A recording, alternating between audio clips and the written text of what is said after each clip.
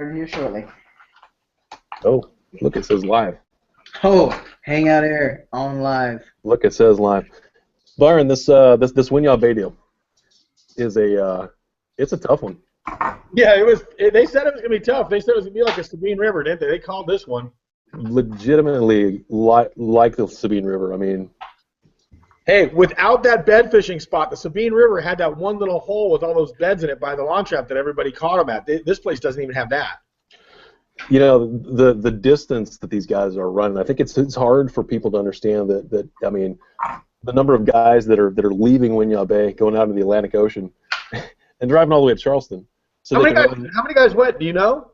Right off the top of my head, I do not know. A bunch of guys went, and a bunch of guys came back hurting, sore. I mean, you know, small craft advisory. Jack plate. I mean, it's been a tough first day. Yeah, my back was not up for that. I was not going to be doing the whole bust your back thing. I don't blame you. Don't blame you at all. What did you hear about patterns with these guys? What did you hear about? I mean, they talked to you more than they talked to other anglers. What did you? Yeah. Kind of mixed, really. I mean, you need it's just. I mean, as much water as you have to cover here, and as many different situations as you're fishing. I mean, it is literally from soup to nuts. I mean, absolutely from top to bottom, a little bit of everything.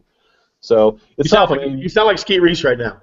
It's true. It's the truth. Okay, Mr. Vague. Hey, you can talk to us. I don't think any of the elite guys are watching tonight that are in last place. You can actually share something. You know, they might not be.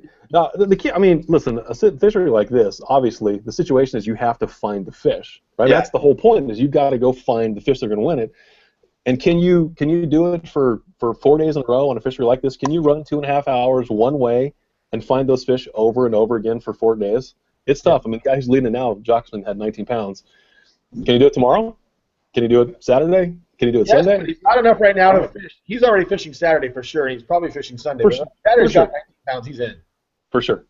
It's tough. So Randy Howell was our top guy. He had 12 pounds and some change. And I mean, what you see here is a whole bunch of fish that are you know 14 to 16 inches, and a bunch of fish that are 12 inches. Guys who were able to catch a 3.5 pounder, maybe a 4 pounder. We did see your buddy Murray caught an 8 pounder today. Early too. Like first thing we saw a picture of him at 8.5 pounder.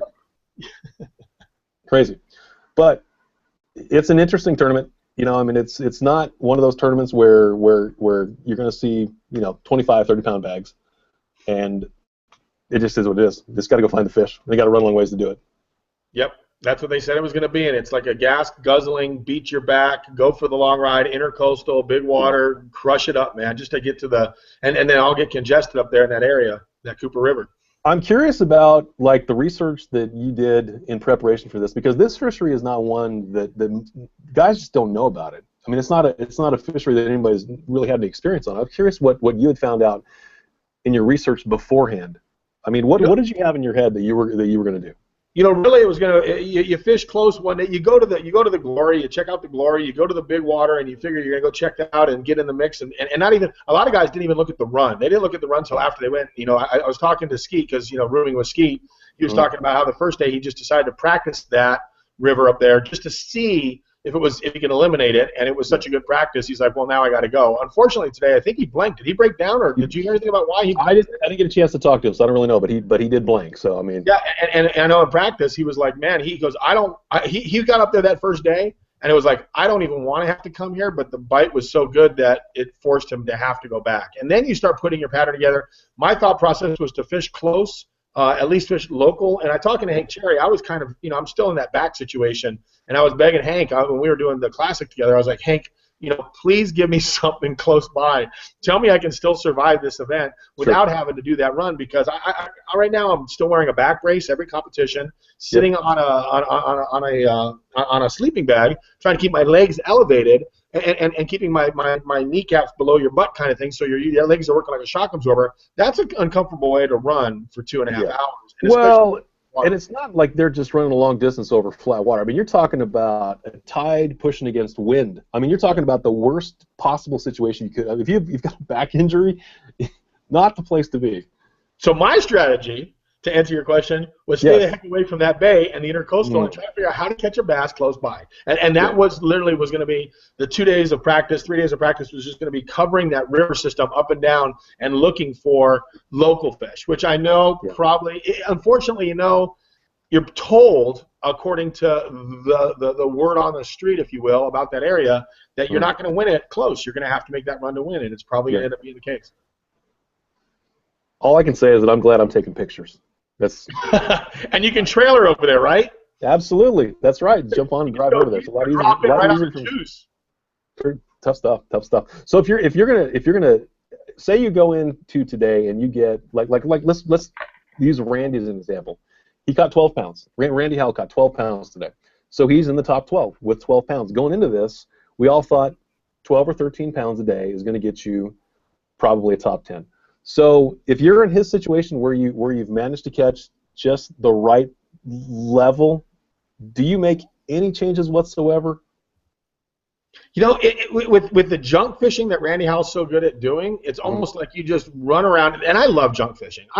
I love it when you're fishing so free and so open, and if it looks good, fish it kind of thing. It's when you go to these tournaments, preconceived notions, you put everything in what I call mental boxes, and you figure you got this dialed, and your blinders are off, if you will. You know, I should say your blinders are on, and you're running around just hitting what you did so well in practice doing, and that is so detrimental. And Randy's great at this, man. He just puts it out there. He's one of those guys that he's known for fishing a river system and covering water and just fishing new, unique-looking, crazy stuff every day and not really relying too much on what happened in practice, not really having a hole that he's going to deplete.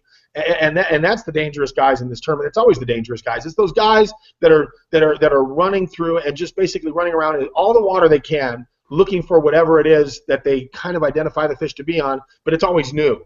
And Randy is, like I said, I think that to Randy's credit, he is one of those better anglers at probably going to new water every day, probably not exactly expecting to catch them every day on the same stuff, but kind of working his way up and down a river system, you know, and come around the corner, you know, and it's all new water, and those blinders, you know, those blinders are off, and your eyes are wide open. It's really experiencing everything that river has to offer. And if you see something happen, you know, you're not missing the little fish schooling over there, rippling on the water because you're so hell-bent to get to something that you were catching them on yesterday, but you're kind of open as you're going down that river. You're maybe going a little bit slower even, and you're spotting things, and you're picking things out, and you're just hammering the fish in almost like a free-spirited rotation, you know, fishing in the moment that everybody talks about. So to kind of push you a little bit more on your kind of research beforehand, when you're talking about, you know, the stuff he's looking for, what kind of stuff did you research that you found out that the fish here tend to relate I heard the grass, you know, the grass was, if I had to make that big run, it was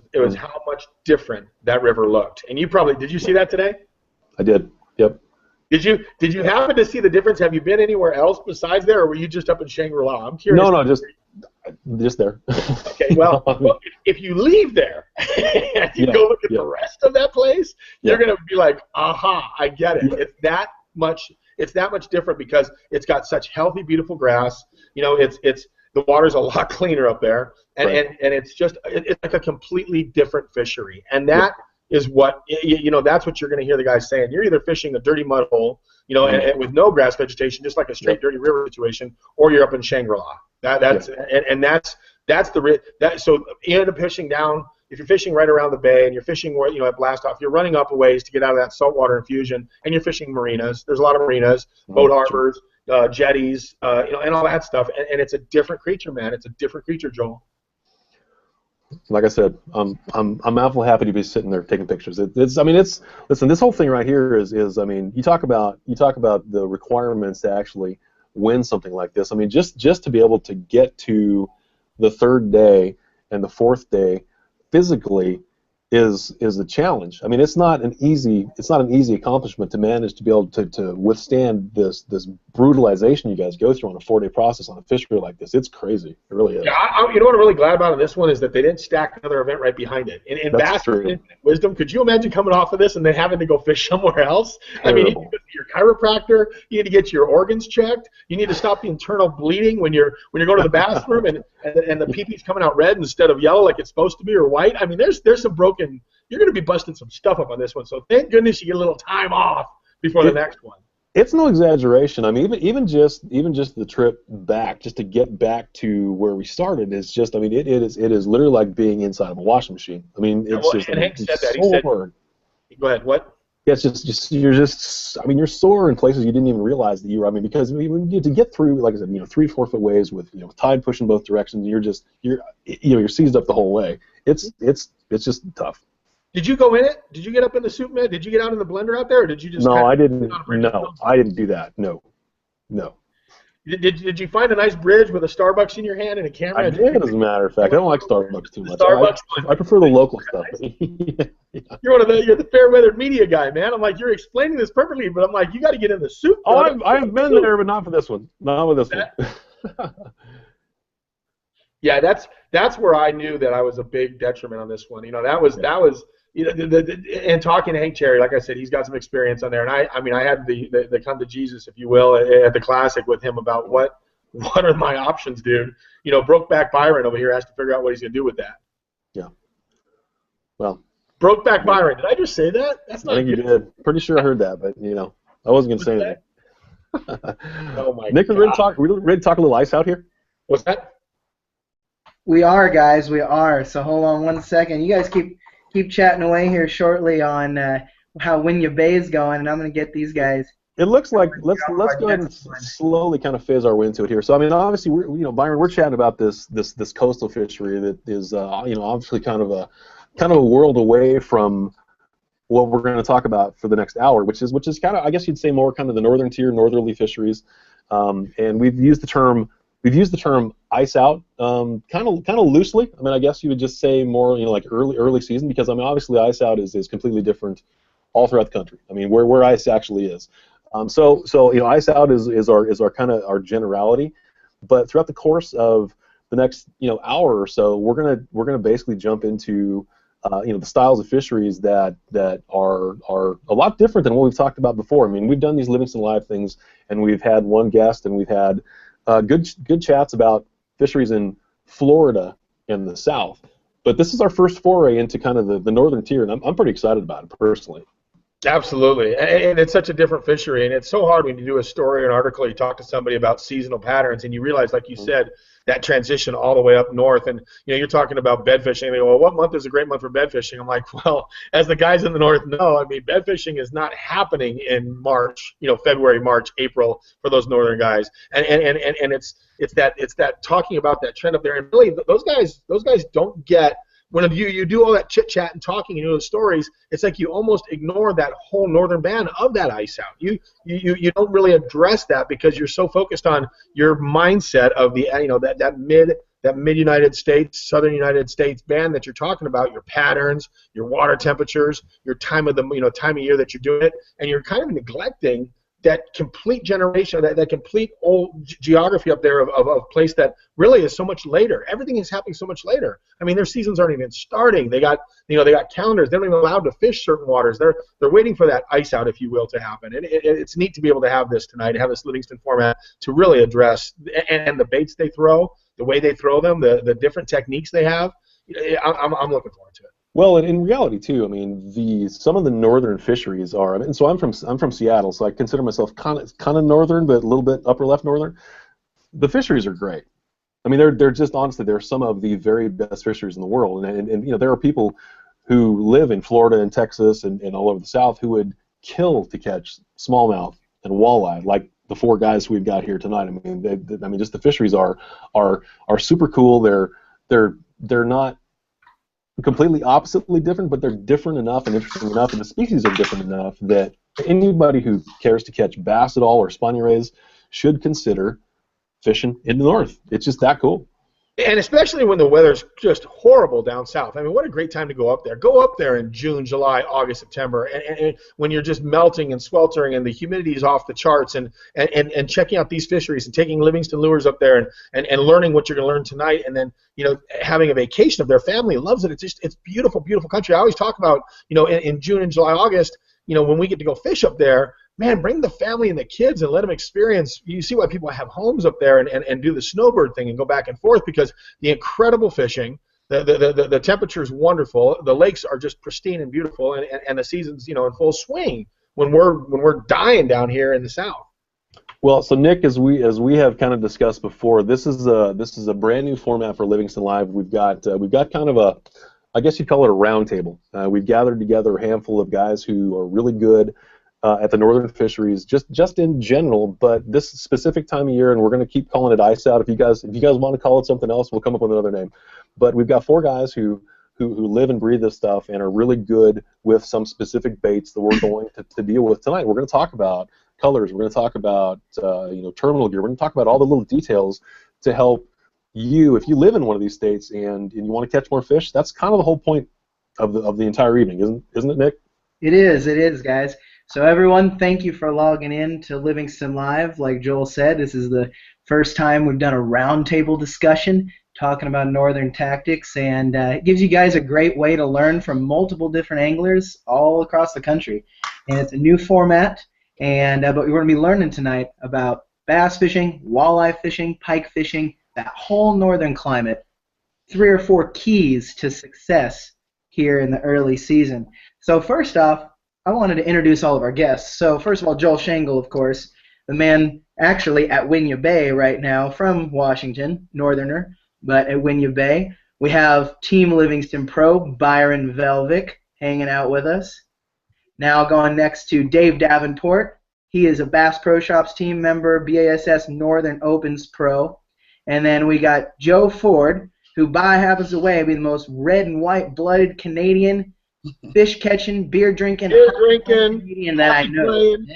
Yeah, you had it all. Come on, keep it going, keep it going. Hey, Joe, can you hear us on there? It says you're muted, but can we hear you? Yeah, he's muted, boys. I don't know why he's muted. Well, we'll have to keep him quiet for part of it. Maybe Send him a text. Rowdy. Tell my boy he's muted. And then Ben Wright, he's a FLW national champion from, Plattsburgh, New York there, Lake Champlain, Ben? That's right, Nick. Perfect. He'll be talking about jerkbaits with us. And then also with us we have Peter Lerman from Ontario, Canada. He is a Canadian Bass Tour pro and be hanging out with us here as well. So we got every single one of these guys has their tactic they want to talk about and share with you, help you catch more fish. So Joel, let's go into the first tactic for tonight. Really it's throwing a lipless crankbait. So we've talked a fair amount about the Pro Ripper and just lipless crankbaits in general, though we've always related these to the southern fisheries because it just so happens that our Livingston pros have been fishing places like Lake Okeechobee. So we've been down south. So we've kind of hovered in kind of the southern part of the United States, and we've talked about these lipless crankbaits. However, bottom line is that, as these guys are going to say, the lipless crankbait is a really, really good bait in the northern part of the country. And in this time of year specifically, it's very good. And I'm not even going to pretend to know half of what these guys know as far as lipless goes. But the lipless crank is one of those that if you don't have it, you need to reconsider. You need to get the lipless crankbait because it should be a part of your arsenal. That's true. And so Dave Davenport is going to be our key point man tonight on fishing a lipless crankbait. So Dave, how's it going, man? Why is fishing a lipless crankbait, right there, the Pro Ripper, why is it such a good tactic to use here in the early season? Well, it's a bait. You know how it is. Cold water, tight wiggle. I mean, this bait here, it's small, it's bait fish. It catches fish year-round. The big thing for me is you can cover so much water and find the active fish so much quicker with it, especially early in the season when you're trying to find them active school of fish. What do you like for rod and reel on that? I mean, when you're rigging up the Pro Ripper, what are you looking for in your rod, your reel, and your line as far as I'll get into cadence later, but right off the bat, what do you do for tackle? Reels, I tend to stand with a 7-to-1 almost all the time, mainly because I like to be able to move it fast when I need to, and then I can also move it slow. You know, I can slow down that 7-to-1 if I need to, but the 7-to-1 gives me a full range where I can go super fast, super slow type deal. Rods, 7-foot medium heavy, it's pretty much the gold standard, but I will go to a 7.6 medium heavy if I need to get long casts out there or if I'm fishing some heavy grass, heavy cover type stuff. Line, pretty much 16-pound gamma fluoro, any type of fluoro. I'll go 12 to 14 if I need to fish a little faster, a little deeper. I'll go heavier line if I need to keep it up a little shallower. Yeah, basically the heavier line, the shallower it'll go. Sometimes if it's really heavy grass, and you'll see that down south, like in Okeechobee, thick grass. We got it places up here too, like Champlain. That's where I might even go 30 to 40-pound braid, so I can just rip through that grass and get that reaction strike. I got a question for you, and I noticed this. Have you ever noticed how exact that rod has to be? We used to talk about the perfect lipless crankbait rod. If it's too stiff, I mean, they hammer it and they miss it, and if it's too soft, they're not. It's not absorbing those hooks into that mouth. And we used to talk about this back in the day when the fiberglass rods and everything. You really have to have that perfect rod, don't you? There's a fine line between too stiff and far too soft on a lipless. Isn't that true? Now, I do. One of my favorite rods I have is a 7.6 Bass Pro cranking stick, which is part graphite, part fiberglass, but it's got that good load to it. That on it, treble hooks. That's it right there. That load, and then that's the that load. It's so precise, man. Yep. And I've noticed that too. We used to talk about that. I had so many rods that were just not right for throwing a lipless. And I don't know if you noticed this or not, too. Have you noticed that with the lipless, a lot of times with the Livingston, because they make sound, I had this going on in Major League Fishing, pausing that, you get more bites pausing a Livingston because it's still making that sound. It's got that technology in it, and you can fish it a little bit slower, and you can stop it more often. See, one of my favorite techniques for this is the yo-yo. Like everyone uses, cast and reel or yo-yo.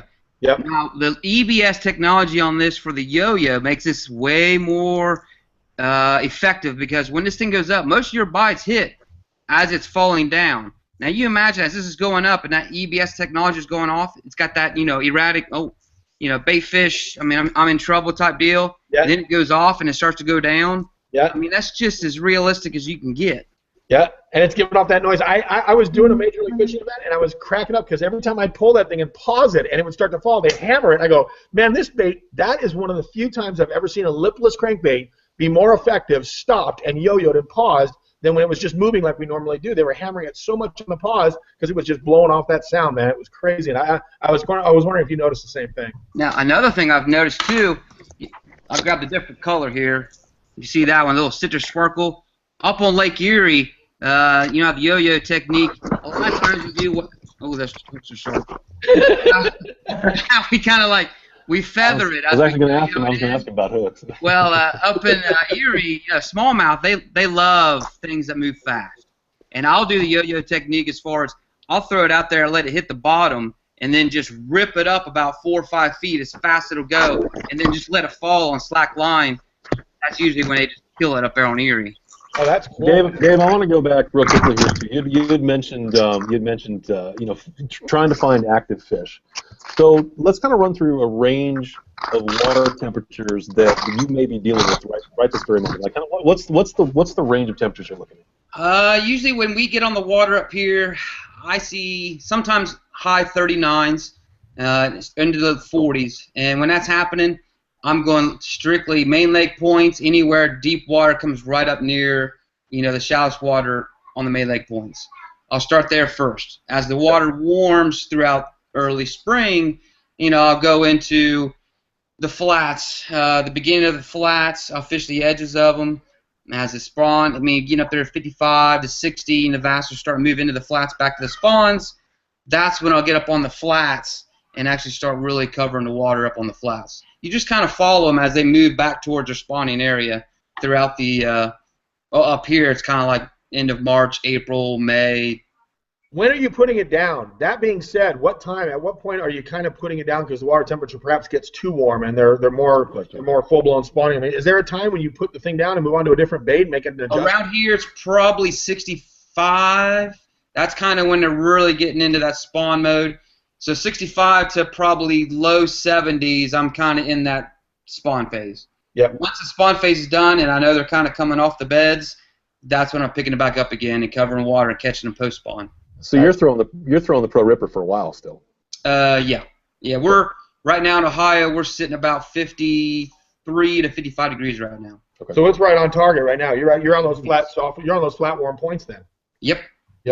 Look at those flat warm points. Everything's still making the big push in, aren't they? Yeah, we've had a few warming trends where we've jumped to 63 water degree temps, but as soon as it got to 63, we went right back down to 50 because we're getting snow this Saturday, I think, supposedly.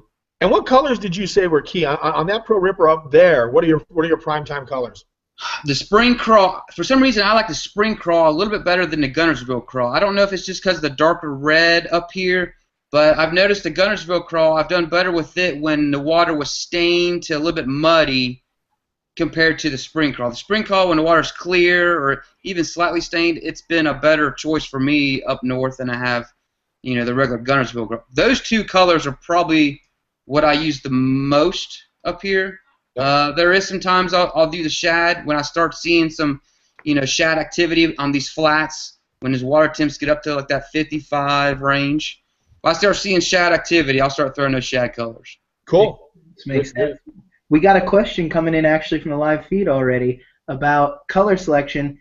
When you don't have shad, per se, these guys are fishing areas where they have perch and suckerfish and whitefish and all these different species, all the northern guys that have shad. What are some of your other color options? I know you were showing a couple. Digging around. Yep. That one, that's like the sexy melon. They got the citrus sparkle. Let's see if I can get the better. Yeah, citrus sparkle there. That's good. Yeah, spring crawl, anything with that chartreuse, especially for smallmouth lakes. I'm going even like an Erie. Granted, this is not but the chartreuse shad color is another color. Anything with chartreuse in it, I got to imitate them perch. Tiger spots, that's a good one. What's that? Where's it at? That's a good one. Tiger spots, that color right there is another good one up here north for perch. What about this is one I got from, actually had a couple of our other northern guys point this one out, is the yellow craw color. Yellow craw color, another real great option for throwing, especially whether it's clear. Those smallmouths seem to just tear up. Chartreuse, bright colors in clear water, they just seem to eat right them. The better. Especially with the Pro Ripper. Got one. I don't know if you sell it in the Pro Ripper. You might. I can't remember. But the bubble gum. Oh, the pink. Yeah, the pink color. You throw that? You caught him on the bubble gum? Hey. Come on now. The smallmouth will eat them. What is it with smallmouth liking weird colors, man? That's a strange fish. I've always been surprised at how they go nuts for that color, those just off the wall colors.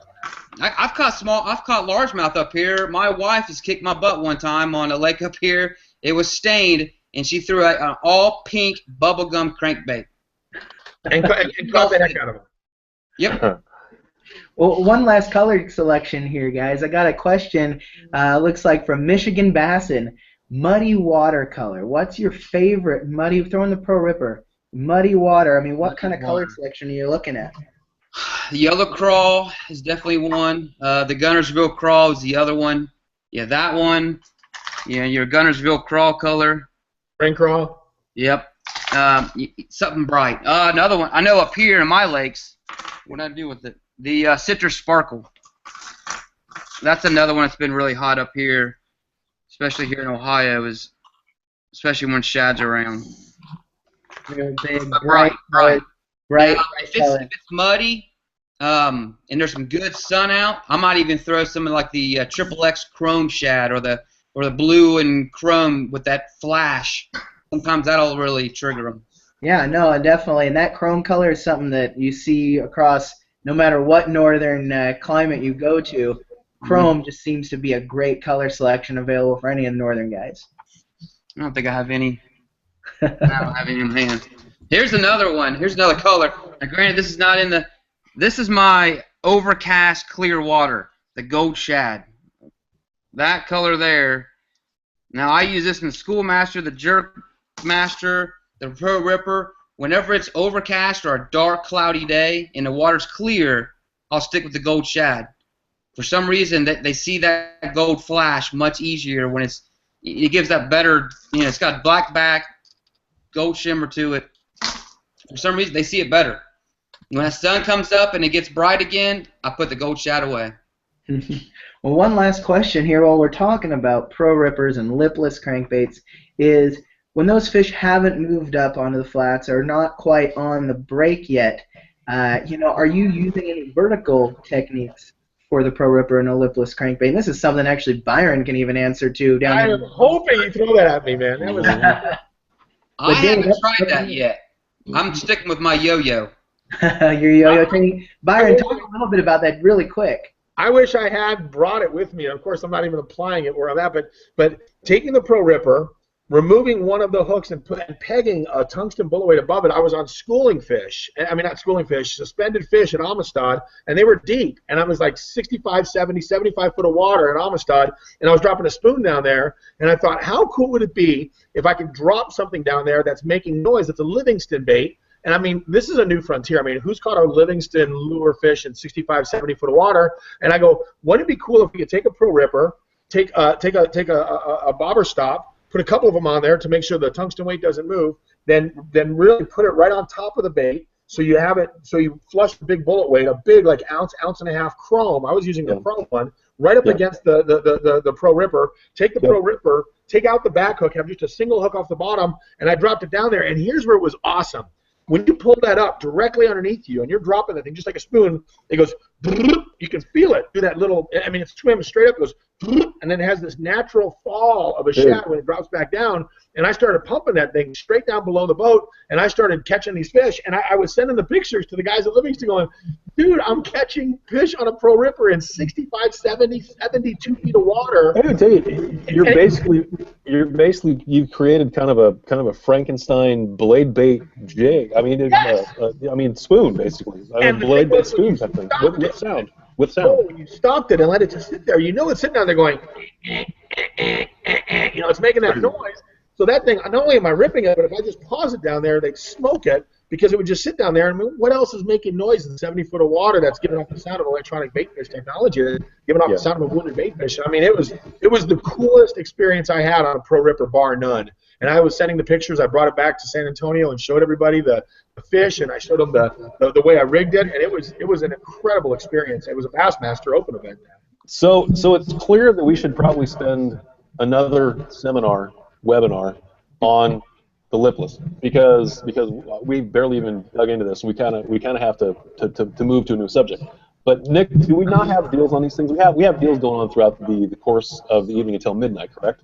Yes, we do. We have a whole bunch of specials going on tonight, and we're covering a bunch of different topics. So we'll take a little break here to go over some of the cool specials we got going on. One of them is the Pro Pack, the Livingston Lures Pro Pack. You can actually get 20% off that tonight. All the baits we're going to be talking about, the Pro Ripper, the Lipless, then you can go to the Dive Master Junior, the Squarebill, and Stickmaster, our jerkbait. But Joel, tell them a little bit about how they can actually win a fishing trip up north on the St. Lawrence River with Jacob Crosnick. So this is super cool. So the Livingston Fish with a Pro Sweepstakes basically allows you the opportunity to fish with the Livingston Pros at some of the best fisheries in the country. We've talked a handful of times about places that you can go to fish with Stetson Blaylock and with Randy Howell and with Byron. Well, we're talking about these northern fisheries, and Praz is pretty good at the northern fisheries. I'm just here to tell you, he knows how to catch them up north. All right. So all you have to do, there's a handful of ways to enter. All you have to do is, number one, you can text. What's the code? EBS? I forget. EBS to 3131. 3131. You can go to the Livingston website, livingstonlures.com. There he is. There's Praz with a couple of those big. Look at those fish. Those big northern smallmouth, baby. Are you kidding me, man? Where was that? That was at. Those are Erie smallmouth. I was either Erie or the St. Lawrence. I want to say that was the St. Lawrence. Either way, look at them. All you have to do is just text EBS to 313131. Listen, if you're watching this webinar right now, you've got your phone on you. I guarantee you've got your phone on you. Just go text EBS to 313131. Or if you're going to go ahead and partake in these 20% off specials and you're on the Livingston Lures website, you can go there as well. 2 ways to win. All you have to do is just enter, and you can win an all-expenses-paid trip. And we're talking about all expenses paid: flights, transportation, hotels, meals, Steak and lobster dinner. Steak and lobster dinner. Sure, whatever you want. Eat like a king on Prosnick's dime. And Prosnick can eat now. Hey, listen, y'all know he can fish, and the boy can eat. He likes his groceries, the way Duckett says. Prosnick loves his groceries. Well, hey, guys, one thing here tonight, too. You guys were giving away 5 Livingston prize packs tonight here on Livingston Live. So all you got to do is jump on the live chat, on the live feed, type in EBS on the live feed. We're giving away 5 Livingston Lures prize packs to all, of our listeners. We like to reward you guys for hanging out with us on Livingston Live. So definitely type in EBS on that live chat, and we're going to pick 5 winners tonight to send a Livingston Lures prize pack to you. Get you guys' hands, get EBS technology in your hands and out fishing. So, Joel, let's dive into the next segment here. Another great technique. Yeah, topic number 2, and another super basic bait that you really need to add to your arsenal. That is a Squarebill, and of course we've done webinars on Squarebills, but specifically I want to talk to Peter about running a Squarebill through cover. Peter, go ahead and kind of give us the rundown on this time of year when we've got water temperatures where they are, where you live. What's the deal with a Squarebill? Well, for me, the Squarebill is an ultimate bait. I love to fish it around laydowns. And when I go to laydowns, I always look for pebbles, like a pea stone type size around the laydown. And I also like to have to go in where the treetop ends is actually deeper water. Great for ambush points, and also great way because we have a lot of northern pike up here. They kind of they can get away to deeper water if they need to escape the predator fish, but it's also great ambush points for them. So the biggest things that I look for in a laydown is a lot of appendages and a lot of cover on it. And the great thing with the Livingston Squarebill, or the Dive Master Junior, is the buoyancy of them is fantastic, let alone the electronic bait fish sound that it makes. But what I can do with it is I could throw it in the shallow water, and as it's wobbling through, it's pecking, and I want it to hit everything I possibly can. And the best thing about the Squarebill is it allows you to, when you're bringing it in, because of the Squarebill, as soon as it hits something, if you stop retrieving, and the best thing I can tell you right now, folks, get yourself a lure knocker or some way, because you're going to lose a lot of crankbait. You're going to get it hooked up until you can determine the difference between a strike and actually just getting hung up on a branch or on a limb or something. But the best thing, the difference between a Squarebill and a traditional bait is obviously it's square, but when it's coming in and it's hitting something, if it actually hits if it hits the branch, as you notice, it'll hit there. It won't flip over.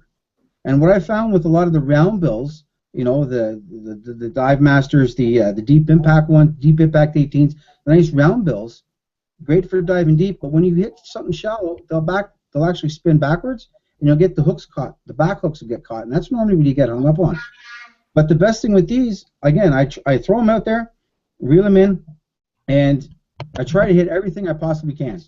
I want to hit every branch, I want to hit every twig, everything that's on there, and it's normally a stop and start retrieve. And the bass will tell you what they want, whether you need to. But 9 times out of 10, it's when you start to retrieve it again is when I found that they start to strike. Exactly. What are you using for rods? What kind of tackle are you? Now you're throwing that Squarebill. What kind of line do you like? What's your rod choice and what's your reel choice? Well, my rod choice, I try to go with either a 6'8", 6'10", medium heavy, or I really like a 7-foot medium. Really, it all depends too on how far away I am from the laydown and from my target that I'm actually going for. If clear water, and up here we have a lot of clear water, so you kind of have to make that longer cast. I try to throw it on a 6'8", reel speed action on my reel. I want it to be 6'8". I throw a 7-1 if I want to get it out of there real quick, if I'm making those longer casts because I want to bring it back to the boat. As far as line goes, it's normally between 14 and 17 pound fluorocarbon. I don't go braid in fluorocarbon leader. I usually put fluorocarbon straight through. And again, yeah, so 6'8" reel, 6'10" to 7-foot medium heavy to medium light rod. Yeah, you said something real important, and I'm a huge fan of these lure knockers. You told people Livingston lures are precious. If you get one of those 2 of those baits that you're dialed in on, I can't emphasize enough how important it is. Now, I don't know if you have a favorite lure knocker. I'm not sponsored by a lure knocker company, but that Bass Pro Shop Hound Dog one, yep. I don't know if that one, and I take it off that thing they have and put it on a rod. You take it and you break one of your old broken rods, when it's snapped off, you just have that first guide. You get a reel with a level wind, and you spool that thing up onto your big wide reel, big wide spool, and you have that thing as with a thumb bar, and you can just drop it down on them. I don't know if you do that or not, but you drop it down, you can actually have it on a rod ready to go. It's the Hound Dog one with the little circle basket on it. Is that the one you're using, the chains hanging off of it? Do you like that one? Yeah, I like that one.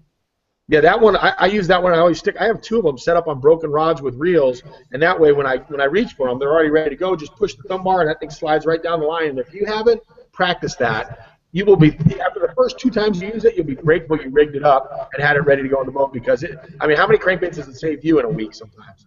Well, I mean, I know when I first started, you go back in there and you go to retrieve. Before I got the lure knocker out, you go in, and everyone knows, as soon as you go in there with the trolling motor, it's done, right? I mean, everything's gone. You got to go leave it and come back maybe 15, 20 minutes, half hour later, sometimes even longer. But, yeah, it'll save you a lot of time and definitely a lot of money. It's the best investment I've ever made. I lose them sometimes. Sometimes the knot gives out. Sometimes the lure knocker gets stuck, and you start pulling on the rope, and the lure knocker breaks off, so now you've lost your lure, you've lost your lure knocker. It's time to go back to Bass Pro Shop and get another lure knocker. I should have like 5 of them in the boat, because they're worth their weight in gold. Maybe you know they're made out of lead. Yeah, you're right. They definitely are. They definitely are. Well, you never want to lose lures, and definitely. Livingston lures. Yeah, you don't lose them. You can lose all the other ones, but Livingston lures, you want to make. Because the problem is the Livingston lure is still making that sound, so it's stuck down there, and these bass are swimming up to the tree, and they're making it sound. They're pecking at it. I mean, they're beating on this thing. Imagine the crankbait. It's stuck in a tree, but the thing's giving off a bait fish sound. It's a wounded bait fish, and these poor bass are beating heading at the tree. They're knocking the tree like an idiot knocking on the wall. I know there's something there, but I can't get at it. I'm just saying. Yeah, I got a good question. Stop talking to me. Yeah. I got a question here in from the live feed about water temperature throwing squarebills. So, we're talking about we were earlier picking up the Pro Ripper and throwing a lipless. Well, when and what water temperature do you begin probing those shallow rock flats for smallmouth with a squarebill? What's that water? Where's that break-even water temperature that you begin to pick up the squarebill and start cruising those lay-down flats and those rock flats? Unfortunately for us up here in Ontario, I mean, our bass season doesn't open until the 3rd Saturday in June. So for us, our water temperature is normally already around, low 60s, mid 60s, depending on how warm our spring has been. But I know, having gone into, Oneida and Champlain and, into the Finger Lakes, it usually starts getting there around the low 60s. When you see the bass are starting to come off the secondary points and starting to move in shallow, again, I really key on, if I'm going to key on the wood, there has to be rock and pebble around it. But, the mid-50s to mid-60s is a great time for me that I've had more success when it's gotten into the lower part of the 60s. But that's when I really start going, the riprap or the bank and whatever, and looking for that water temperature and everything else that I want to go with it. Yeah, no, definitely. Well, you're talking about the Finger Lakes, and I know we got people watching from New York, and Ben Wright is a champion from New York. And Ben, this is specifically to you about the Finger Lakes. What water temperature do you really see those fish start moving up on the flats and rock flats and boulder flats and throwing a squarebill? What's the water temperature there for you on, say, Champlain? Yeah, so on Champlain, it's probably going to be, I would say, the low 50s or so, and only because those smallmouth, our water on Champlain, it doesn't really get much warmer than about 76. So anybody from down south that is listening and says, boy, we get water temps in the 90s, Champlain doesn't get that warm. So these fish, I think, are acclimated to it. Right now, like Champlain's water temperature today is probably 35, 37 degrees. So we're still, those fish are still well into their winter patterns. But I think a squarebill is really, you can start using that as in the low to mid 50s. Is definitely a target for me, probably. Perfect. Well, and Joe, are you there? Joe, I know we had you muted there. Can you hear it? Yeah, I'm here. I had some technical difficulties. My mute kept popping up, and I couldn't figure out how to get it. And then my phone kept falling off my laptop. So I'm sorry, folks, if I was distracting at all. But hopefully we can. You're allowed beer drinking Canadian, so it's okay. You can be as distracting as you. So, Joe, another quick question here off the live feed then for you, brother. is color selection on the Dive Master Junior. We're throwing a Squarebill early in the year, shallow 50-degree water temperatures. What colors, what's your main staple couple colors there? That's a great question. We've got a lot of perch population in southern and central Ontario, and I really like chartreuse shad, the blue truce.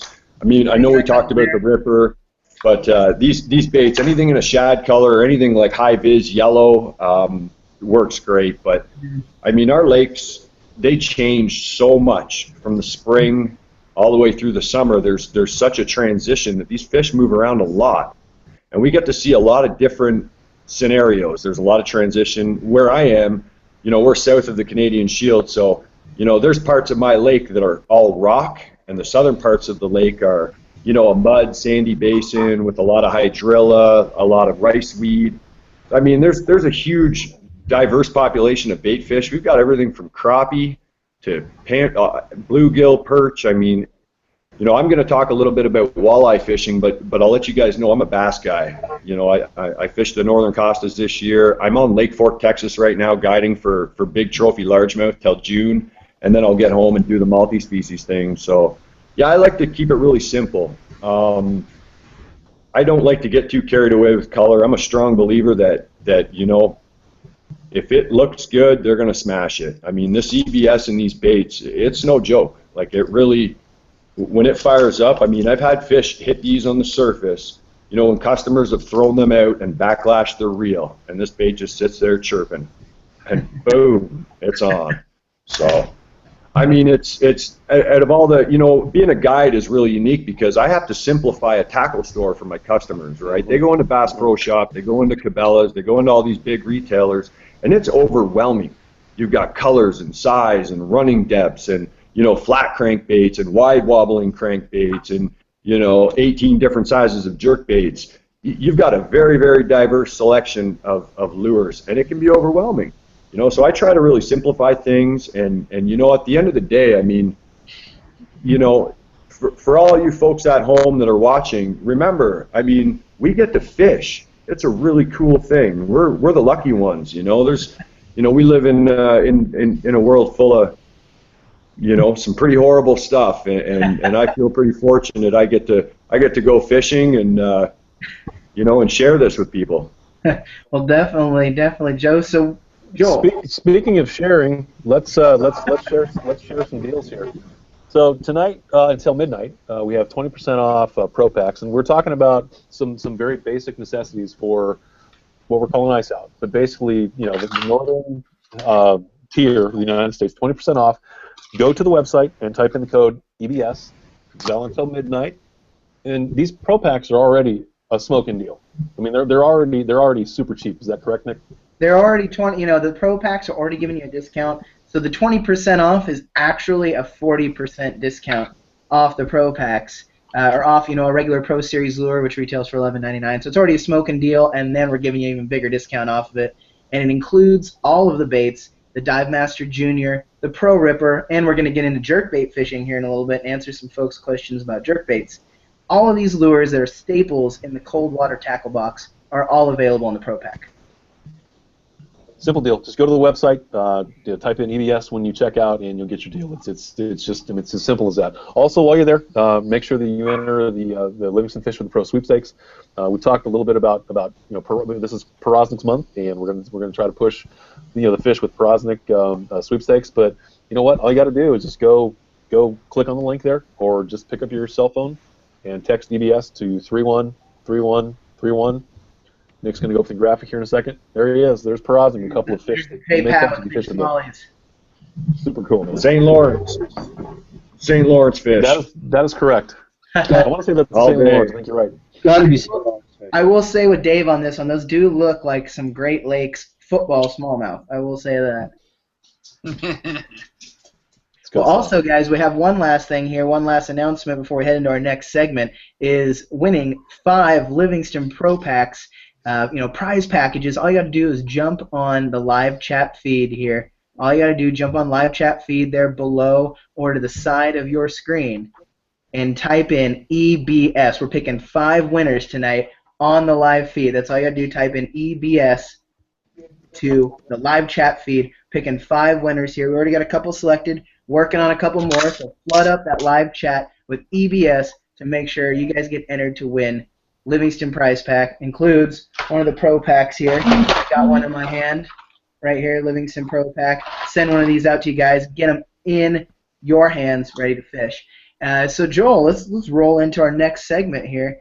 We're talking jerkbaits. Yeah, so jerkbaits have been a fairly standard topic for us over the past handful of months just because of the time of the year. And this is one case where we can actually utilize some of the southern sensibilities and kind of roll into what we're experiencing up north, because jerkbait, of course, is a very productive bait for colder water. And Ben, I want you to go ahead and just jump right into this. I mean, why specifically would you spend your time early in the season fishing a jerkbait?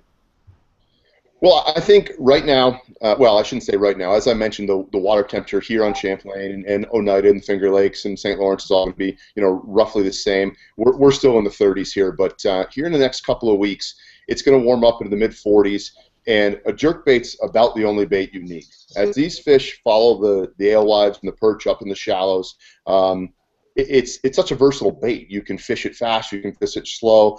This time of year, you're going to want to fish it slow. It's going to be the key to the success there is going to be long casts and keeping the bait in the strike zone as long as possible, and kind of work with your cadence to get the fish where to find what the fish want. But for the most part, it's going to be long pauses. These fish are still lethargic, but they're opportunistic feeders. If they don't have to move very far and they see a free meal, it's great. And that's really where the EBS technology shines in jerkbait fishing here, because when that is on a dead pause, it's still making noise. And I think that's key. So, I mean, it's not uncommon up here to have to pause that literally, 20, 30 seconds at times. Generally, I don't like going that long. I'm kind of a run and gunner. It's not my favorite way to fish. 20 to 30. You said 20 to 30. There are realistically times where, when it's particularly cold, you can pause it as long as 20 and 30 seconds. I think probably if I'm gonna give a more realistic average, you're looking at anywhere from 8 to say 15 seconds. But I think you're going to find times where 20 to 30 seconds will get bit. Whereas as we move on to the summer months, you're going to obviously jerk, pause, jerk, pause, jerk, pause, and kind of vary that cadence. But right now, the longer pauses are going to be more productive from my experience. Isn't that the longest 20, 30 seconds of your entire life? It absolutely is. I mean, I got to ask you, because I do that, and it's like you just sit there waiting. You're waiting for a bite, and it's like throwing a night crawler out there. It's like brim fishing. That's why I say it's not my favorite way to fish. It's a ton of fun when you're getting bit, but it is so slow and tedious. It's particularly bad when the water is really, really cold, like it is right now. Go ahead. Have you had guys fishing with you where they just were fishing they were waiting 15 seconds, you were waiting 30, and you were kicking their butt? Have you seen that before, where literally it was you could actually see a difference between a 15-second pause? Because I agree with you. Sometimes I've heard these crazy long Mike McClellan 30, 40-second pauses, and I'm not the jerkbait guy like Hank Cherry. I definitely think there's times where if you leave it that longer pause, you get bit and they don't. I wouldn't say, when you're waiting 30 and 40 seconds or 20 and 30 seconds, it's tough to say you're kicking anybody's butt, because, quite frankly, you're not catching a fish in every cast. But the thing is, there's definitely been times where that 20 and 30 seconds, you're not catching a fish in every cast. Now, how does the technology, that has to be a huge, when you're sitting 30, 40 seconds on a bait sitting there, that's when the Livingston has to just blow away the competition. Absolutely. Couldn't agree more. The EBS technology, and we get with these, with the Pro Series, like this one, you've got basically the single EBS, the original EBS sound. I've also got here, one of the Team Livingston series, and these have the multi-touch. And this is another bait that I think is really, really great, because what it allows you to do is toggle through a series of sounds. As the water warms up and you start catching, I mean, it's not uncommon. Like, we'll realistically have 75 to 100 fish days as the water gets warmer. And what I've found is when you're really on them and they're eating and they're eating and they're eating and then they stop, sometimes I'll toggle the multi-touch over to no sound and then start getting bit again. So Livingston gives you that option. To have the sound on, the sound off, and it's really it really plays well into jerkbait fishing as a whole. It's got to be a game changer for that. Now, what about watercolor with jerkbait fishing? So for me up here, most northern bodies of water, as you know, are pretty clear. You know, Champlain is a very, very clear body of water. I'm fishing a lot of, in the summertime, I'm fishing a lot of translucent baits. In the springtime, I like to start with something like a blue pearl, like a white, you know, a whitish bait with some blue or some purple in it. As I mentioned, we've got the invasive species up here, the alewives, and that's really been, perch have always been known as kind of a Champlain food source for smallies. But really, the alewives have become something that the smallmouth have really taken to. I think it's improved their size, and but one thing being an invasive species, they have a die-off. So it's not uncommon. You know, you pull into a bay and you'll see them, and they'll just kind of fluttering there on top, and you almost have to compete with that much forage. And you know, having that jerkbait that kind of matches them to a certain extent, whether it's a chrome or a whitish with a little bit of blue or a little bit of purple. Like I said, this is a chrome blueback. That's a great one to try because it's very similar to what those alewives look like. You know, I think we talked about earlier. You know, this tiger spot. This of course isn't a jerkbait, but that's a great one for a perch mimicker. You know, we don't get a lot of stained water. In the summertime, I'll actually fish a jerkbait down south in the famous Ticonderoga or maybe up in the Missisquoi. But for the most part, the northern end of Champlain stays pretty clear. And from my experience, the more realistic the shad baits, the perch baits are fine. Mm-hmm. Well, that actually leads into a question about muddy water fishing. This is off the live feed here. Any colors specifically on the jerkbait, the Stickmaster there? I saw that you had the blue back chrome, which is, I mean, would be amazing for clear water. But muddy water conditions are kind of murky water, tannic water conditions. Is there a specific color of a jerkbait that you're throwing? I would go, you know, again, that's the great thing about EBS technology is the color, in my experience, isn't as important because the fish will hone in on that sound. That being said, I would definitely go to a darker color, a Gunnersville craw, you know, maybe like the yellow craw. It's bright. Our dark water, our stained water, and what you see down south in a place like the Red River or something to that effect, completely, you know, two different worlds. So I think the darker colors are really gonna shine through in the muddier water. But again, I can't speak highly enough about that EBS technology. Nice, nice. Well, Joel, do you see any, you know, anything here we're missing on jerkbait fishing? Well, super curious here about. So you're talking about this kind of exaggerated pause retrieve, which is kind of different than the jerkbait retrieves we've dealt with previously. Does that particular style, does it change your rods, your reel, your line at all, or are you just throwing the same stuff you would throw normally with a jerkbait? No, it does change it a little bit. What's interesting about jerkbait fishing, obviously there's kind of an art to it. You really kind of fall into what works for you. And with a rod, I'm a pretty big guy. I'm 6'1", so I like as long of a rod as I can get away with without dipping that tip in the water. As we all know, the most efficient way to fish it is kind of jerking straight down on it. So unfortunately, with a 7.5-foot rod, for the most part, you're going to be dipping that rod in the water, and it's not great. I think like a 6'9" to a 7-foot medium action rod is a great springtime rod, and that's both in a bait caster or in a spinning rod. You know, with these Livingston lures, you know, you're looking at like 5/8 of an ounce, so they generally cast pretty well in a bait caster. Some other brands, you know, if you go to a lighter jerkbait, the spinning rod really comes in handy. But you know, I like a medium action rod, something that's got some tip too, because a lot of times these fish aren't really hammering it. They're more almost like curiously biting it. You get a lot, and they'll also hit it on slack line. So you don't want to yank it away and have too stiff of a rod. So what about a line? I mean, are you going to fish like a fluorocarbon versus a mono? Because I mean, you're trying to get the bait to sit in one spot. Exactly. I like to fish, you know, 10 to 12 pound fluorocarbon for the most part. Again, if I'm looking to try to get a bait a little bit deeper, it might go down to 8. I think, as Dave mentioned earlier, if there are times in the summertime, we don't really see a lot of grass right now. Early in the spring, in a place like Champlain or another, it takes a while to grow in. But if you've got deeper grass and you're trying to fish over the top of it, maybe you go up a little bit heavier. You go up to like a 14, 15, even 17 pound fluorocarbon just to keep that bait a little higher in the water column.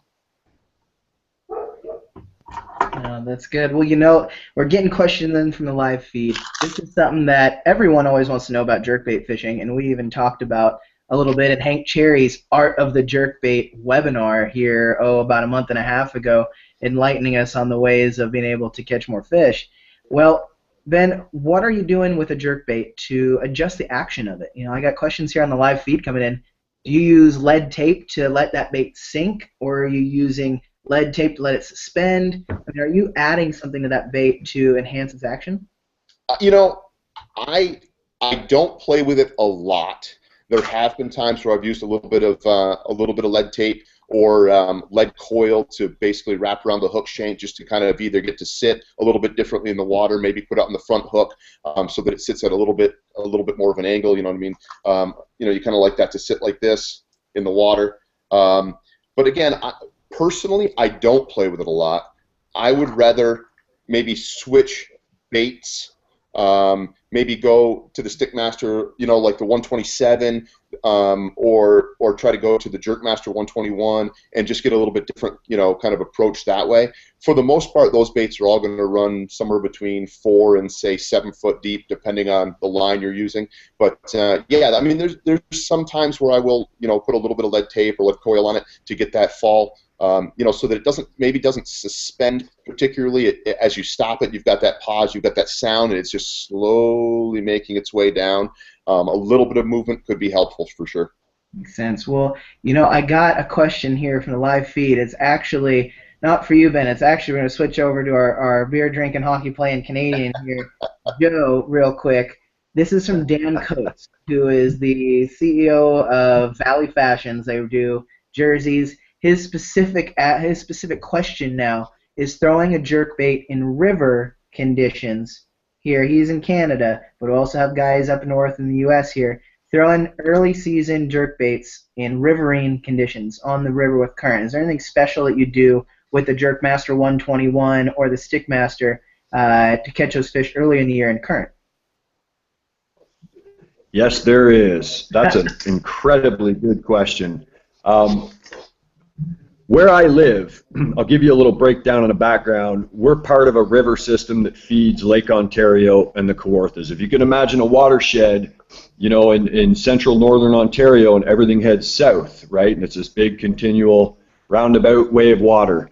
If you're fishing a Jerkmaster or any one of our jerkbaits for that matter in a river system, and we've got a lot of current that run through these rivers, especially ice out. Remember, this stuff freezes, they open up the gates, they open the locks. I mean, they let the water out. The fish are there, they're on the weed edge, you start to get a little bit of hydrilla, a little bit of grass coming up. I'm telling you, make this thing fly, throw it upstream, and work it fast. I can't stress that enough. I've got this rule of thumb, and I see anywhere from 600 to 1,000 people on the deck of my boat in a year. 250 days to 300 days, and the biggest thing I see is and I think it's something that was ingrained in us when we were children, is the sit and wait for the bobber to go down theory. I mean, fish it fast. These fish are smart, they're fast. If you're fishing pike, walleye, smallmouth, really any multi-species fish in fresh water, you don't want to give that fish time to think about it. You got to think, like if somebody jumps out behind a door and scares you, what's your reaction? You want to turn around and, defend yourself. Well, that's kind of the same principle that's going on. And you've got a whole mix of reaction style bites, and you've got fish that are, that are on the feed, or they're tired and they've come off the beds and they just want to get a meal and then go off to their weed line, or, they're sand flat or they're deep water or wherever they're going. But you know what? Fish it fast. Keep it really simple. Activate the EBS. I love the multi-touch because silence key, especially, in clear water situations. I find it works really well. But, get the bait chirping, throw it long and fish it fast. I've got a thing back home with the guys I fish with around around the GTA, the Greater Toronto area, and that whole kind of southern central Ontario thing. And some of the guys might be watching right now, and they'll get a kick out of it. But I'm kind of the crankbait guy and the jerkbait guy. All I say is let it fly. Well, no, this is actually, I'm showing a picture right now. This is specifically here, just a few on our river topic here for these guys that are fishing the Mississippi, fishing the rivers up in Canada, northern New York, St. Lawrence. Talk to us real quickly what you found here. You were talking about this with me these fish moving up on those sand flats and getting in behind those current breaks. How are you catching these fish on those sand flats with the jerkbait, with the Jerkmaster 121 and the Stickmaster? Oh, that was a really interesting day because I had to deal with a lot of current, and I actually wasn't lying down to lip that fish. I fell in the boat, and I tripped, and I broke a rod, and it was an embarrassing moment, and my buddy started taking pictures, but nevertheless, that was a fun day, and it was a neat little sandbar I found, and it had an adjacent weed line and deep water, so there was a lot of key areas that fish use as transition, and I saw big balls of shad in deep water earlier in the day, and I didn't see any fish, and I was actually throwing Dive Master 20s and 14s on these break lines in the river down weed lines. So I'd set my boat up parallel with the bank and all the overhanging wood, and there was like really tall hydrilla that grew up, and I'd throw that Dive Master down there and crank it, with the current and get it moving, kind of like a long line deep diving crankbait there. And I wasn't catching them, but I was seeing all these shad, right? And I knew there was a sand flat, so I thought, you know what, I'm gonna back off. I'm gonna go do something different. But these fish have to follow these bait. It's just textbook. So I jumped back up there and I curled around and we power pulled down on that sand and it was key. Being able to hold in that current was key. And I was able to work that jerkbait over that sand flat, and I mean, we wore them out. We got some really cool drone footage, and it was a lot of fun. They weren't super big smallmouth, but I mean, it was just it was one of those magical moments. I think we caught in an hour like 25 fish on a jerkbait. Now, if you're not familiar with northern fishing and this whole multi-species thing, you haven't bass fished until you've seen 4 to 6 pound smallies like in major numbers come up underneath a jerkbait and start swiping and swapping at it. Like it gets your heart racing. We get that in the Columbia River back home in Washington State, where you have schools of big smallmouth chasing after jerkbait. It's wild. It's the wildest thing you ever imagined. Now, this is a question off the live feed here really quick for Dave specifically. This is Southwest Ohio. What pro pack? This is coming from Brandon on the live feed. What pro pack would you get for Southwest Ohio? What's your go-to pro pack? For any kind of fishing there in Southwest Ohio. Well, the one I have right here is I think this was the 6421 number. 1641. 1641. Yep. Has that jerkbait, that tiger spot jerkbait. And that's why I won it, because of the tiger spot jerkbait. Yeah. And here in Southwest Ohio, we get a lot of more stained water here than you do farther up north, like Champlain and all. And here I've noticed this tiger spot, it works. All 43 Tims, about 55, but it just needs to be stained. Either that one, and then it also comes with the Pro Sizzle Junior, which we haven't even really talked about that. But when the bluegills start spawning, that's a good little boy right there. Nice. Well, the going back here on the topic of jerkbaits really quickly, one last thing here is we've been talking smallmouth mainly. And for you, Dave, specifically with that tiger spot jerkbait, the Jerkmaster and the Stickmaster, what are you targeting? Largemouth with with that tiger spot Stickmaster? In southern Ohio, I'm going after largemouth. We don't really have too many smallmouth areas down here. Even when I go up to Lake Erie, though, I'll throw that tiger spot, because then I'm impersonating perch up there. Down here, it's just about them seeing it. Mm-hmm. No, definitely. That's something that is... Nick, we should probably ask these guys, every one of them, which pro pack they would choose for their specific area. Because, I mean, even though we're trying to kind of cast a little bit of a broad web here and talk about a bunch of different areas, each one of these guys has got a very specific kind of region that they're good at, and we should probably ask every one of them which one would you choose. Yeah, exactly. We're seeing questions. Everyone wants to know exactly what series of lures works for their area. I mean, I got Jamie on here and Dave, all these guys on the live chat. We love you guys joining us. So let's go through real quick and talk about which pro pack, or specifically what colors you would like to have and what your best selection is there for your area. So we're gonna go over to Ben real quick. Ben, I know you had the pro pack with you there. Which pro pack is your favorite there for the New York area, the Northeast? So I like the 1241. This one's going to have, it's got a Blue Pearl Pro Ripper Junior in it. It's got a Chartreuse Back Clear Dive Master Junior, another Blue Pearl Pro Sizzle Junior, and the Blue Back Chrome Stick Master, which is, again, this bait here. Just an all-around kind of very natural color selection, and it's one that I really like. Nice, nice. And then Dave, we already got Dave's, and then Joe specifically. What's the number pro pack there that is your favorite? Actually, I think Joe just left us there for a second, but we'll go back to him. Peter? He's frozen. Yeah, he's frozen. There's two of them that I really like. I do like the 1241 Pro Pack. It's got the Pro Ripper, the Blue Pearl. The Dive Master Junior is in a chartreuse black back, and it's clear. But the other one I really like as well is also the 1541. It's got the Pro Ripper, the Yellow Craw that I know the other guys were talking about. But the Dive Master Junior and the Blue Pearl is another good one in our area around here. Sense. There's a whole bunch of different, with the pro packs, offer you like 25 different combinations. There's a whole bunch of different colors that all work for the northern waters. A lot of your clear, your chromes, and then your bright colors covers the whole gamut. So, now we kind of talked about what colors, what selection you guys are using, because we got people asking everywhere. I wish you guys at home and they're watching, we wish we could answer every single one of your pro pack color questions. We'll try to get that. Carson, who is our little moderator on there, is going to try and get answer your questions here as they come across the live chat. Before we head into a little bit of walleye and pike fishing here, we got one bed trick. I heard about this bed fishing trick about using a Pro Ripper or a Dive Master Junior for bed fishing. And what the heck are you talking about, Dave?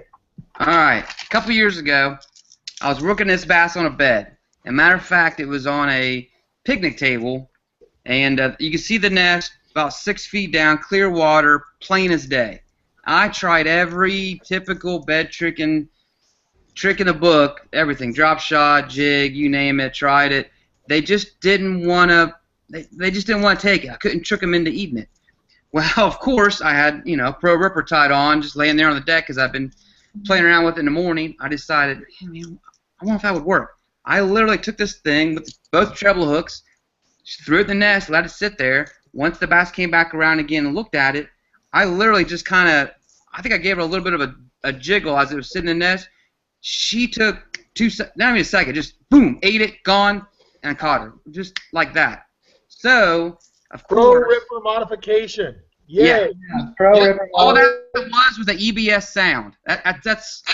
That's all that was. So I went ahead and tried it a few more times. It worked, but I was having some problems where the treble hooks here were getting kind of, this would just lay on the bottom, and sometimes, it gets snagged.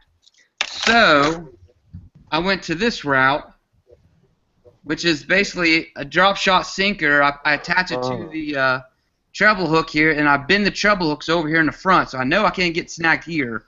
So this one here is. So when it sits on the bed, it actually sits with the nose down, with this is floating up in the air like this, shooting off the sound, and the fish come up and see it. All you gotta do, either not do nothing, or just give it a little light twitch through the line, make it kind of, jiggle away.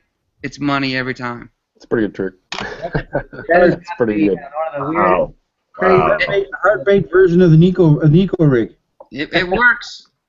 I hate to give it up too, though. That's a heck of a bed trick there. So we're going here talking about northern fishing. And Joel, what are some of the other species that we can target with reaction baits? Well, I mean, we've kind of cruised through these species a little bit, just kind of in passing, and I think that Joe decided that we're going to make him talk about walleye, so he bailed out. But walleye is a prime species for that. Pike, I mean, literally everything that swims in these waters, these spiny rays, it doesn't really matter what it is. Every single one of these will respond to the baits that we've spoken about. Walleye are particularly aggressive toward things that imitate bait fish. I mean, a walleye is an aggressive feeder, and basically this time of year is a good time to go after. A deep diving crankbait is a classic walleye bait, and I really wish that Joe was here to kind of dive into some of the details of way up north. But we talk about some of the species that we have success up in the upper left-hand corner of the state, and a walleye is one of those. I mean, there's no doubt that if you have the Dive Master Juniors or the Dive Master, or any one of these crankbaits that dive to certain depths, they are definitely good walleye baits for sure. Yeah, definitely. Joe, you're there talking about walleye fishing. What are you specifically using out of that Pro Pack to target early season walleyes? I think. Okay. Sorry, guys. Did they not teach listening in Canada, Joe? I know I'm having a really tough time with this feed, guys. Pro Pack. I think I got your question, Nick. Could you repeat it? Which? So, Joe, we were talking about walleye fishing using one of the any of the lures in the Pro Pack. These walleye are up aggressively feeding now. What are you using out of that Pro Pack lure, and how are you attacking these walleye? When these walleye run up these river systems in the spring really early to feed, and to spawn. When they're done with that, our season opens, and they make their way out onto these main lake flats. It's funny. We've talked about a lot of baits that we carry: Lipless Crankbait, Squarebills. Walleye get very shallow in southern, central, eastern Ontario, and parts of Quebec. They get really shallow. I mean, super early. Like in May, you can catch walleye in a foot of water, 2 feet of water, and it's neat. You can follow those walleye out to, main lake weed lines and contours. So, to answer your question, Nick, about the lure of choice for a Pro Pack, I'm a huge fan of these guys. All of our Jerkmaster line and our Squarebills. But I'm going to tell you, the color that really gets me the most is the True Brim. It looks. It's funny. It looks like a brim, but it really looks like an injured perch. It looks like something you'd see. Our perch kind of. They've got a funky color in the spring. Yeah, that's it, buddy. I don't have any here in the Jerkmaster because I lost my last one last fall to a really big muskie.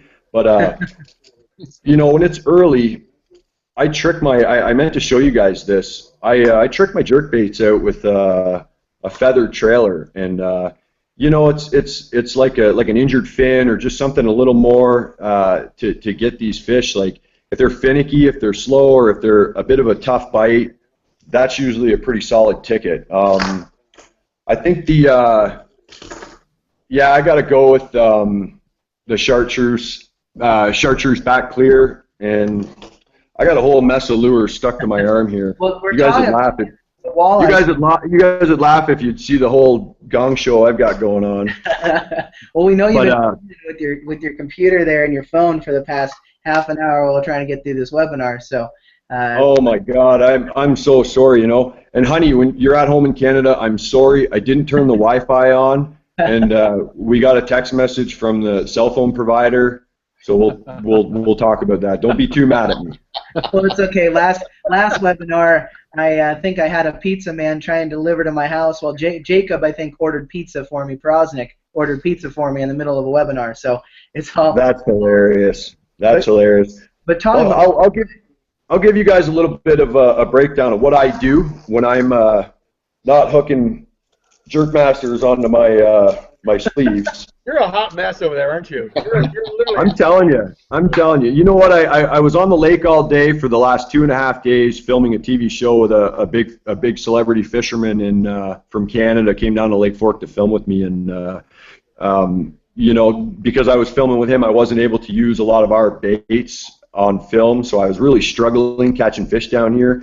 But I could have used that bed fishing trick because I found probably 40 pounds for my 5 biggest on beds today on Lake Fork, and it's no joke. These fish are up in a big way, so it's pretty exciting time down here. But I'll get back to walleye fishing in the spring and pike fishing because, I mean, you follow the food chain, right? You find the panfish, you find the walleye, you find the pike, and if you've got that kind of diverse lake that's got a mix of everything, you're going to find them. But here's the biggest key that I really share with my guests and anybody for that matter that really wants to go out and better themselves as an angler. Don't stay stuck in a rut.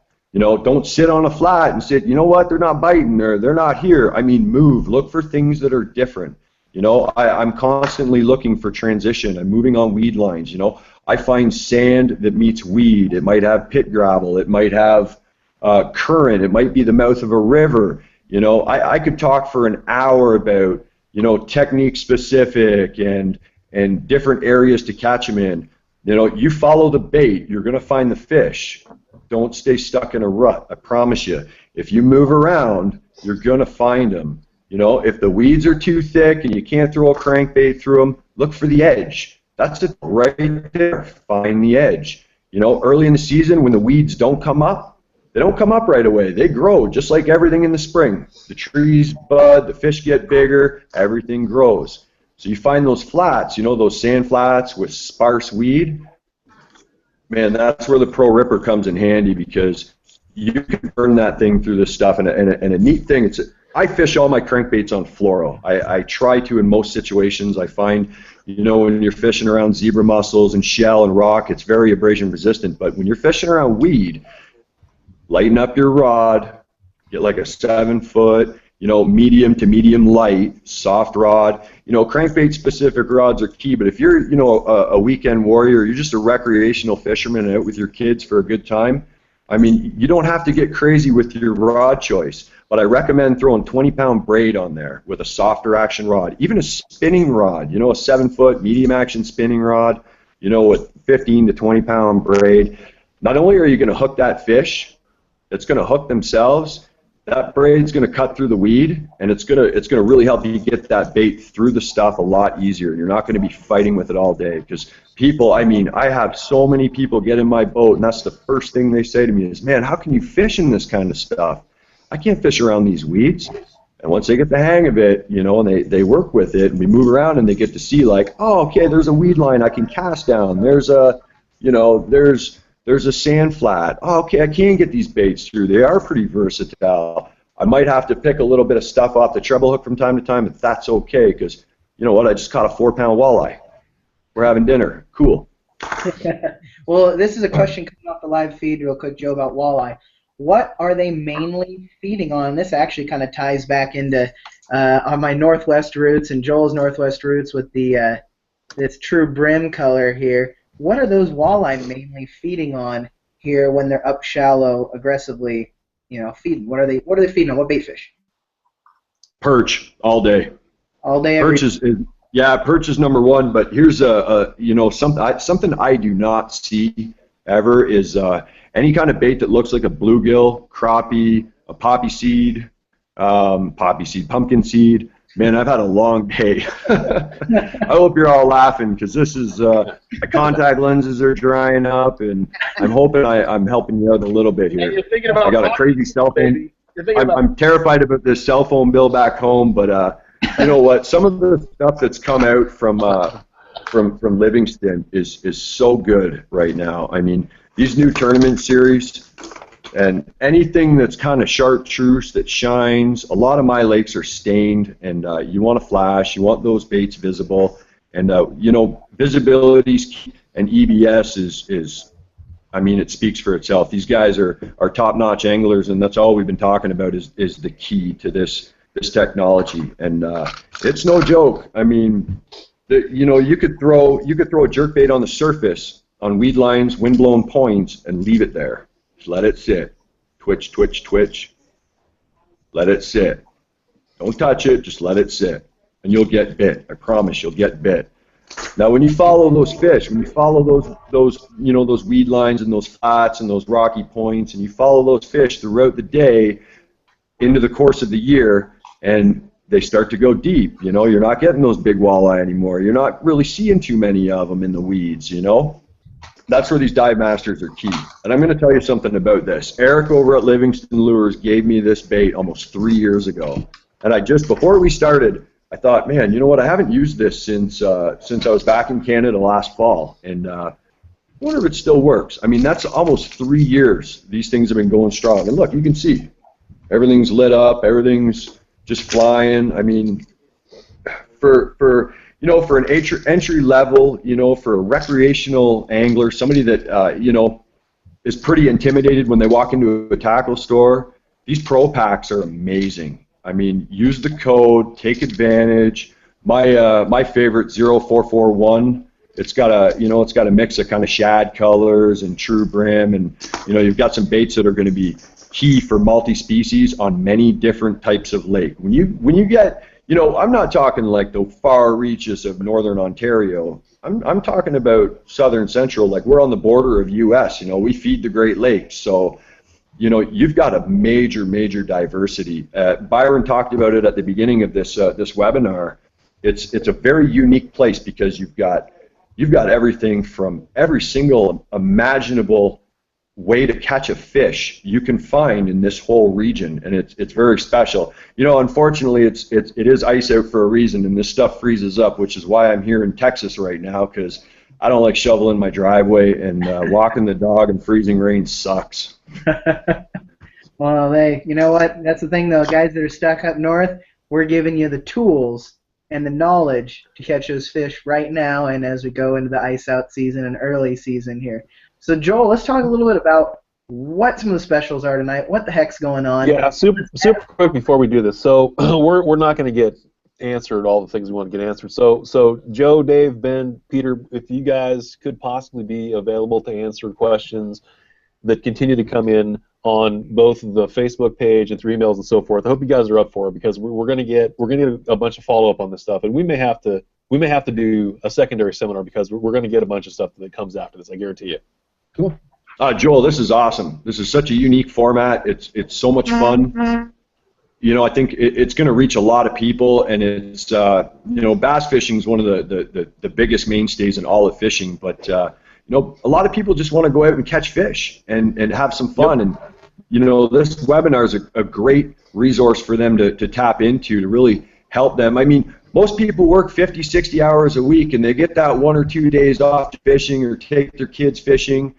I mean, that's huge in the world of fishing. We're not all, tournament anglers. We're not all, Elite Series pros. Like 99% of the people that fish just want to go out and catch them. And I froze. Can you guys hear me? No, you're good. Keep going. Keep going. All right, cool. I'm looking at myself with my hands up like this, so you're doing great.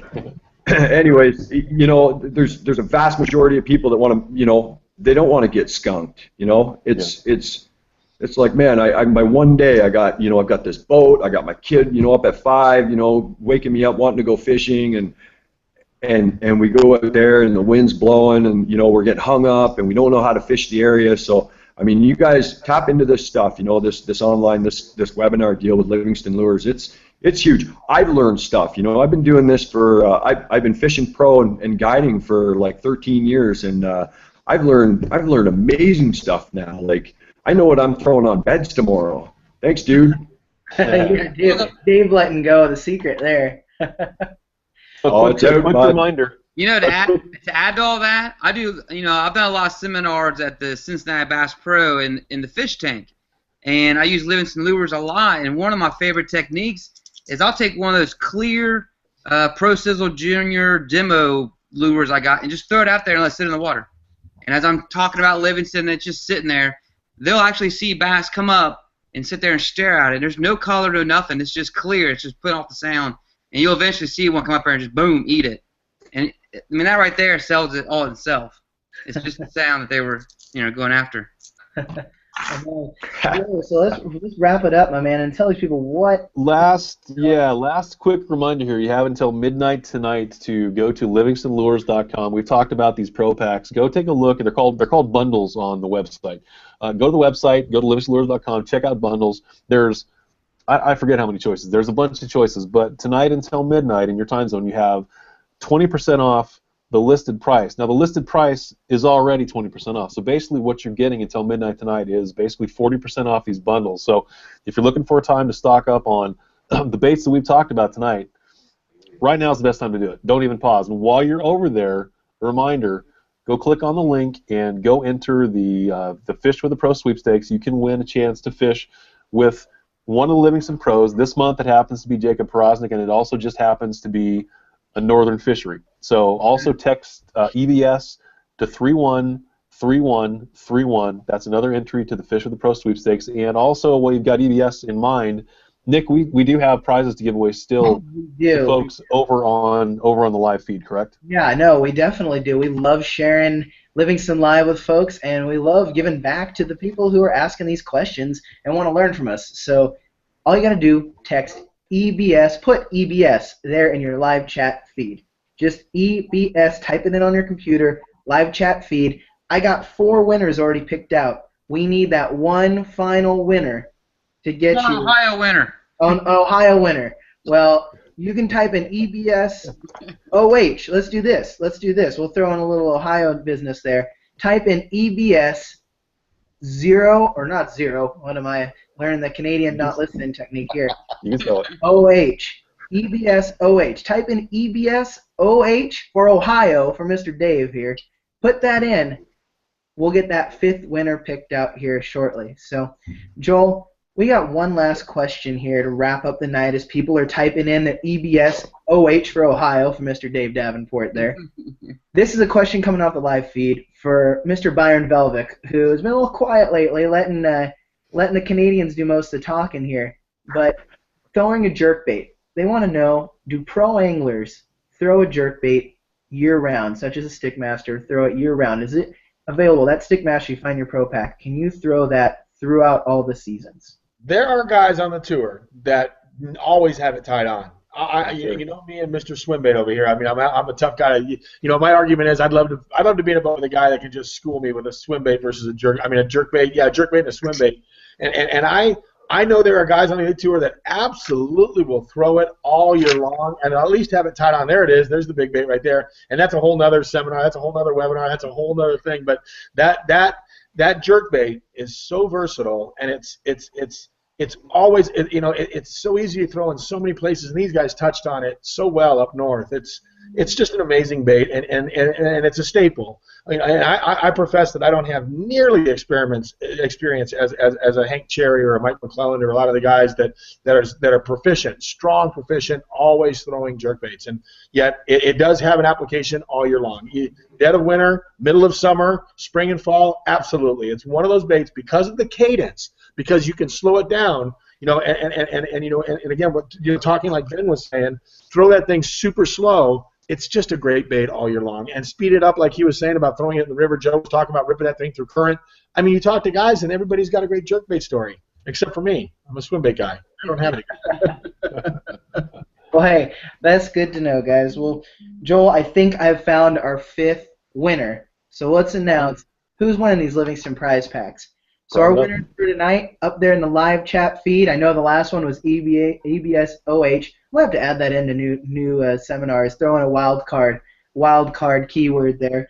But I got Robert Salhaney, Tyler Reed, Kevin Beck, the Bass Guys, and Ross Franklin is our winners for tonight there on the live chat feed. Y'all are going to be getting Livingston prize packs.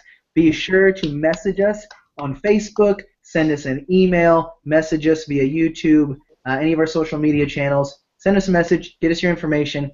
We'll get you your Livingston Lures Pro Pack prize pack. You're going to get yourself 4 awesome Pro Series lures, hat, T-shirt, all the good stuff. We'll get you guys hooked up. So thank you all for watching Livingston Live. Joel, you got any final parting words for us? I gotta get some sleep. I gotta get up early in the morning. You do, yeah, you do. Winyah Bay, oh my goodness, yeah, you gotta be up at 3:30 in the morning, huh? Chasing after them dolphins on the river. That's right. Put some gas in that boat.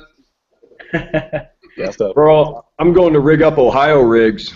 There you Ohio go. rigs. That's a new good name for those bed fishing. Well, boys, thank you all so much for tuning into Livingston Live. Peter, Joel, Joe, Dave, Byron, and Ben, thank you all so much for hanging out with us. We're looking forward to more of these. In 2 weeks, we're going to be talking with Andy Morgan and David Dudley, Topwater Tactics. How about that? Yeah. How about that? That's one. I think Byron and about half the Elite Series pros are going to be tuning into that webinar to learn some topwater tactics from those two guys. So, everyone, Byron especially, come on, Byron, you're a West Coaster, you know topwater. I've thrown a lot of topwater, but I'm always open to learning more stuff, man. I keep my mouth shut and my ears open. Hey, sounds good. Well, hey, everyone, thank you so much for tuning into Livingston Live. till next time, see y'all later. Thanks, Nick. Thanks, guys. Everyone have a great night. Thanks, Nick. Check out livingstonlures.com for all those great specials.